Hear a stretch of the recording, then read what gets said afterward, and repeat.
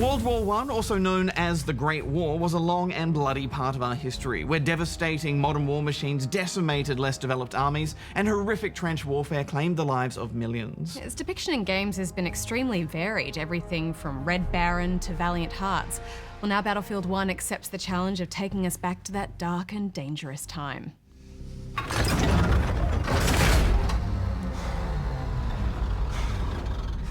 I've done everything right. Everything!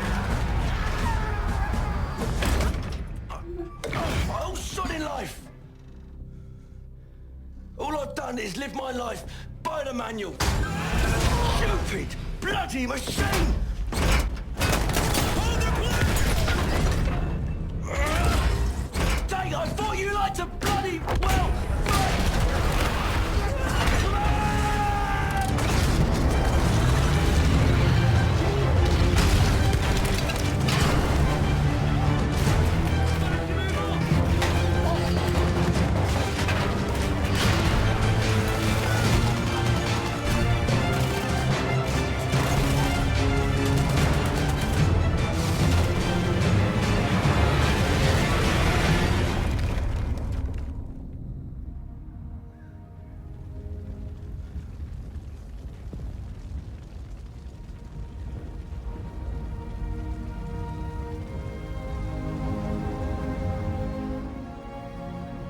Oh, what an emotional ride, Hex. I was ready for Battlefield 1, not Battlefields 1. Yeah, DICE have done such a good job with this campaign. It hits all those right, powerful notes while still giving us enough action hero stuff to make it fun.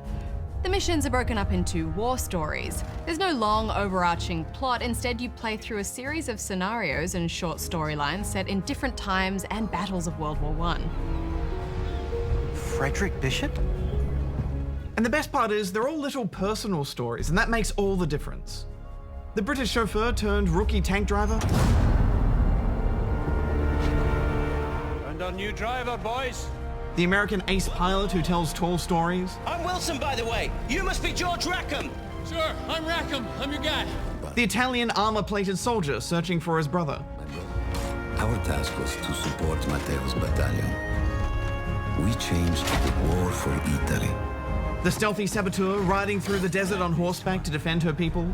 You're going to tell me how to lie to your train so we can lure it into a trap.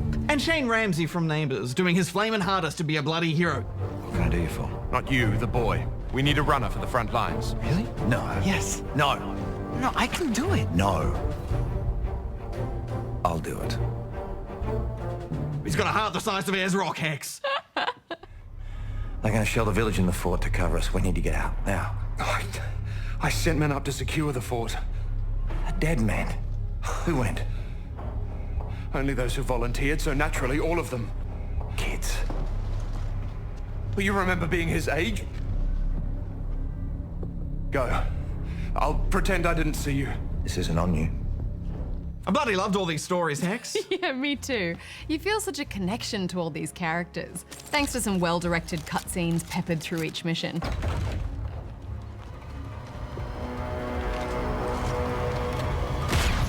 You really root for these soldiers as they go up against tough odds in brutal war. And I just think it makes way more sense to play as multiple characters who have different roles in the war, rather than some super soldier who conveniently knows how to fly a plane and drive a tank and do everything else. Yeah, and it keeps it really fresh, you know, new stories, new perspectives.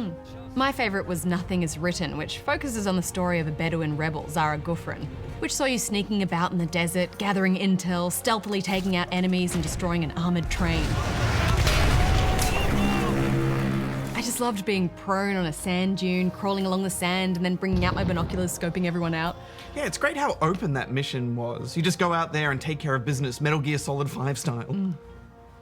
Because that was also in the sand. Yeah. How Zara tackled this dangerous and audacious mission was up to her. It felt fresh and different, and I thought it was a really clever way to include a playable female character into the story. A feeling I deigned to express online and was met with a bunch of knobs telling me how historically inaccurate it was to feature a woman in any World War I story, most of whom had never even played the game yet, I might add. Women didn't exist back then, Hex. Read a book. Listen to a podcast. She was a random rebel who happened to be good at quietly stabbing people. I thought it was smart and insightful, and to DICE I say well done. Plus horsies.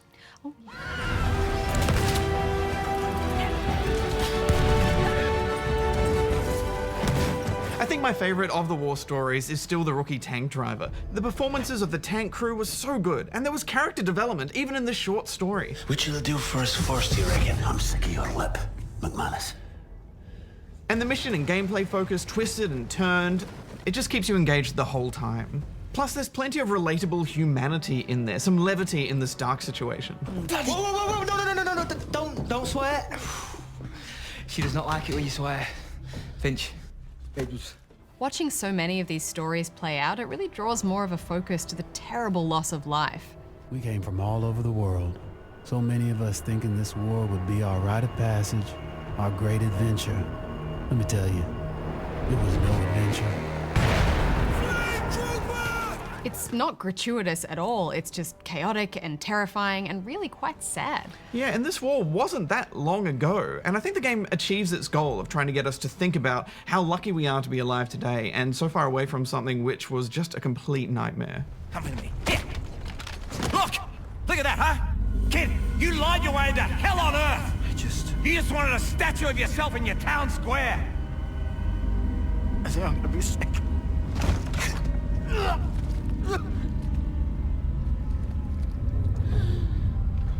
Come on, kid, get up. Come on. Come on.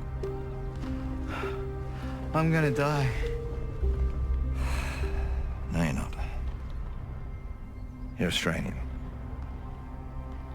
We're impossible to kill. Much of this campaign is pushing through bleak, muddy, war-torn streets. You're often reminded of how hopeless some of the fights were. Yeah, especially when you're trudging through no man's land or being mowed down by machine gun fire. Many of the battles in World War I were just meat grinders, where huge amounts of soldiers were thrown against automatic weapons and just decimated. So it's rare for a video game to actually hit these historical notes so well. There are some large-scale battles, such as the blimp and plane warfare scenarios. Many more targets. Hang on! Doesn't it look incredible, though? Oh, this game is so beautiful in a really dark, desolate way. Oh, and that frame rate, we play this on PC? Smooth. The mud, smoke effects, and artillery bombardment sections are the graphical heroes of the single-player campaign. On the ground, though, I just expected more troops to be about. I mean, things got intense, but I only ever really saw sort of around 8-ish soldiers around me at any one time. Yeah, I noticed that too. I'm wondering if it's a technical limitation or just a design choice to keep the fights really tight. I don't want to say it's the console's fault, but it probably is.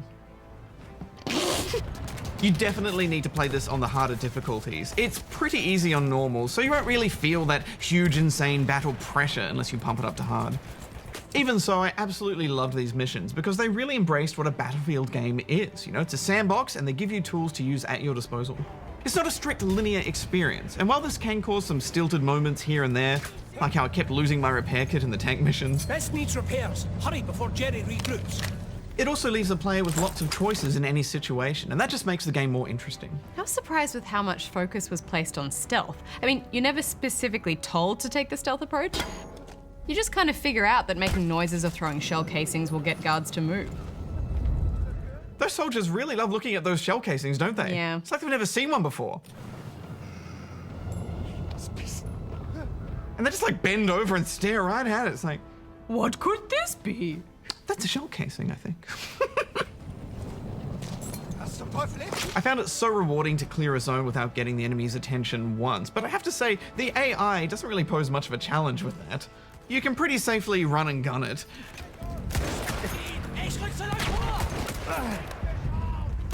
And they make themselves pretty easy targets.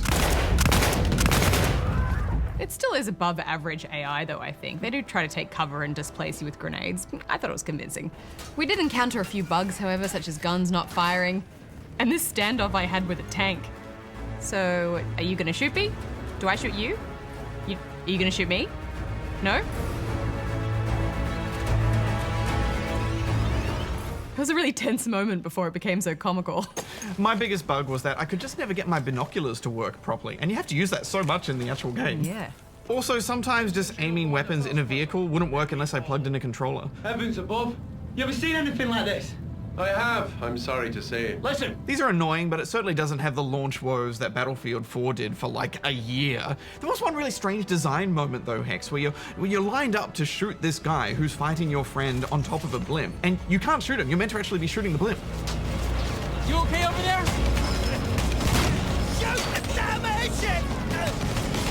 Yeah, but I think if you shot him in that scenario with a gun that size, you would have killed them both. And the idea was to try and save your friend, right? Yeah, but I mean, that should have happened then. Like, the weird part was they lined it up so the crosshair was like almost on the guy. Yeah. So it was just a bit clumsy, you know. That's what my brain wanted to do. Then you could see them both in shot while you're doing all the blimp stuff. It was just, you know, keeping it all contained. But from a player perspective, it's confusing. We played too many COD games where you're shooting rockets at people and they blow up, and everyone else is fine. Now, the weapons are really interesting. I love them, Hex. They're so rickety, but also, they handle well and they're authentic to the time period. Yeah, just like those planes. I mean, who can fly those? It's crazy.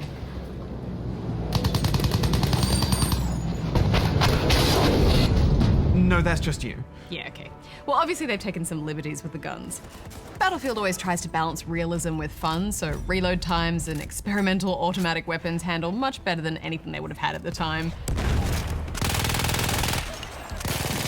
It's all made to feel so satisfying, and it sounds amazing. Oh yeah, the audio is incredible, as always from DICE. It's the rattle of those shell casings and the binks of helmets as they're blown off heads. And if you turn on war tapes in the audio settings, which just makes everything quite a lot louder, it's like a horror film. This is a fantastic campaign, but of course where you spend most of your time with a Battlefield game is online, and this is great right out of the gate. We're going over the edge. You ready? Go for the smoke. Go. There. Ah! Oh, but he blew up at least. He blew up quite well. No, they got it. Both objectives They got lost. it. Oh, Let's stay oh here. no, let's kill this. Ah! That worked really well, didn't it? Didn't that work really well for you? Why? Keep the spot. We got this. We can hold this down. All right, we're going into Apple.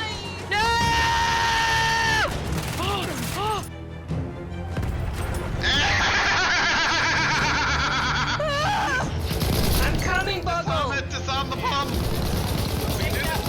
So you gotta kill. Yeah! We can do this. Oh, they got wrecked. There they are. They're coming at wall. Has anyone got ammo? Oh, I'm gonna die!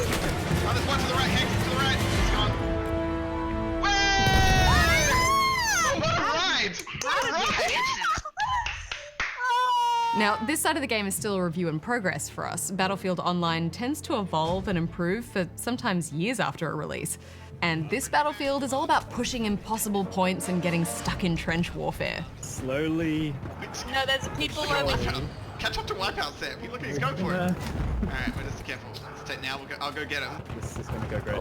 There. Goodbye. Come back, come back. We're doing it. Come back.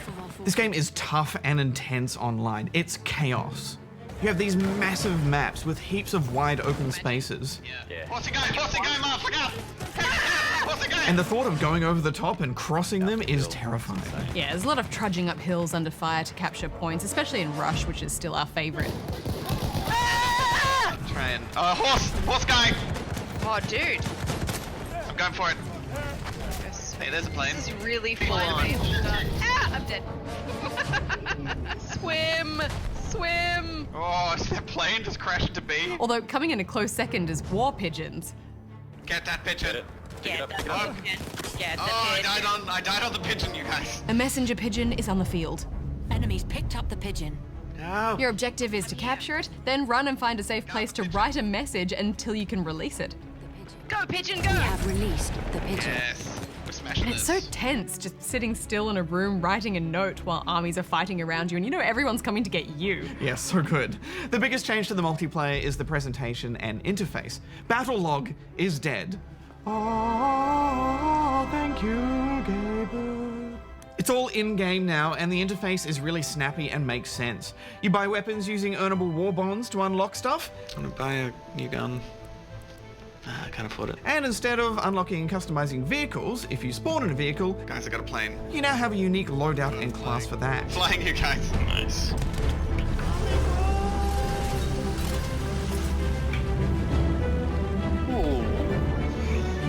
tank. A lush tank. Oh, that's not a good pull-up!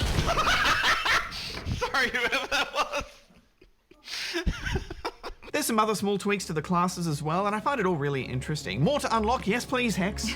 Another new mode is Operations. The British have landed on our shores and are threatening the entire Alfo Peninsula. It's a bit like Rush, except they're based on real historical scenarios, and one side gets limited attempts to win. This is really nice having a sort of historical narrative mixed in with the game mode, with speculation on how history might be different had a particular side lost or won. And they are long battles too, which is great. And there's these big behemoths like blimps and trains, which can turn the side of a battle really quickly. There it is, the huge manatee. Watch out, wipe out. It's coming right for you. I got it. I'm so glad they've made this Operations mode because it's a big meaty battle and it feels like it's more significant. Trains are coming. Oh, there goes the train! It's off to rails!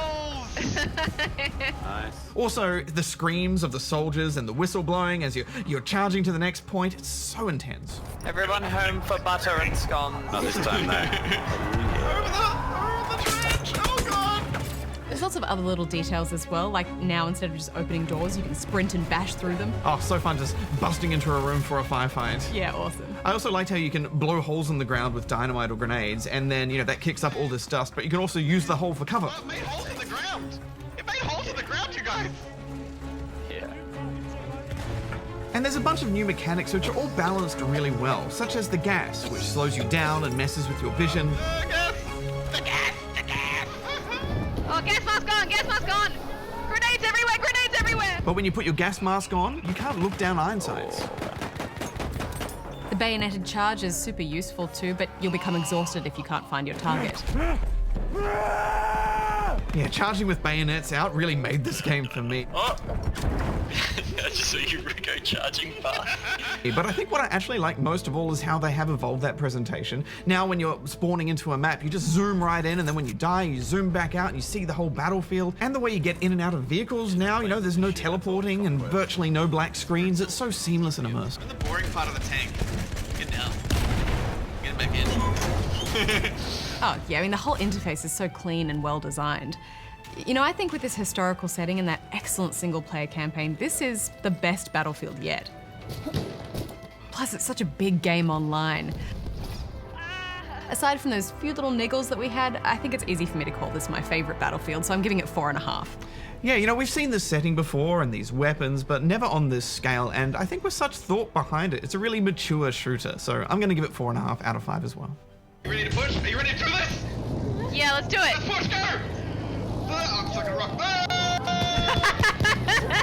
I'm stuck in the corner of the tank. Oh, worst push ever. Oh, we can!